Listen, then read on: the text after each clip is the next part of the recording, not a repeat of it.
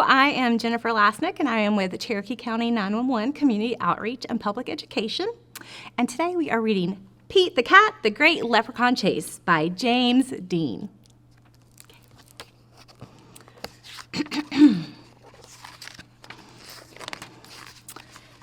Tomorrow is St. Patrick's Day, and Pete's teacher, Mr. G, is teaching about leprechauns.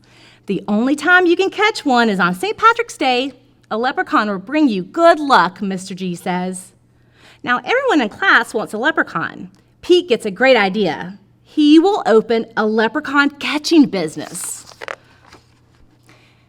St. Patrick's Day comes, and Pete gathers some supplies. He hangs a sign above his stand. This will be easy, Pete thinks. Squirrel is Pete's first customer. I want a leprechaun, Squirrel says. I need good luck for my test. Cool. I'm on it, says Pete. Pete has a plan. He will follow a rainbow until he finds a leprechaun. Finally, Pete arrives at the end of the rainbow and finds Clover the leprechaun next to a pot of gold. Pete sneaks up behind Clover. Swoosh! But Clover's too fast. Did you think you could catch me so easily, he asks. Once there was a cat named Pete who thought nabbing some luck would be neat. Then he happened upon a smart leprechaun who he'll find quite tricky to beat. Clover disappears in a puff of green smoke. Pete will need a new plan. That afternoon, Gus visits Pete's lucky leprechaun catchers. I want a leprechaun, Gus says. I need good luck for my band recital. Pete says, I'll see what I can do. Pete plans to lure Clover out with his music. He plays a jaunty song on his guitar. Before long, Clover dances over to Pete. Just a little closer, Pete thinks. Suddenly, Clover starts spinning around Pete. Round and around, Clover goes faster and faster. Oh no, Clover wraps up Pete with a rope.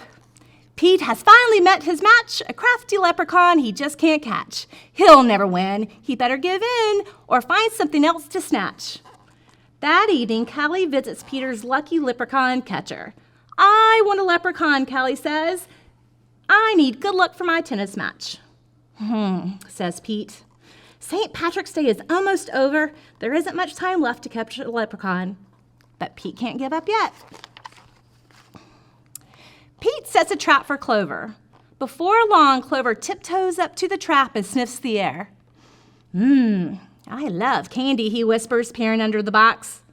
Pete waits very quietly. Crash! Pete rushes over and checks underneath the trap, but it's empty. Clover skips away.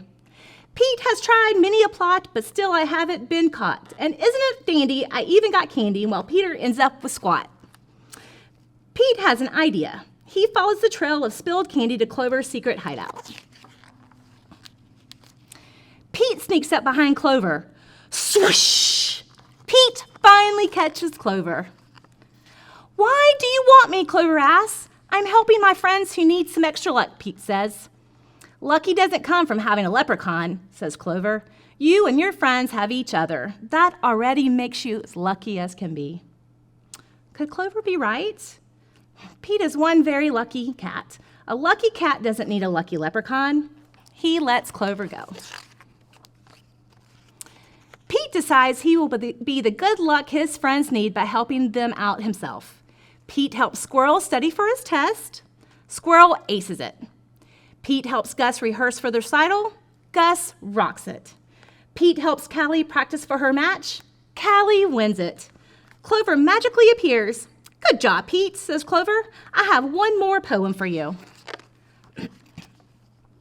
While Clover played hide and seek, Pete learned something unique. The luck that you make, best luck that you take, any old good day of the week. Happy St. Patrick's Day!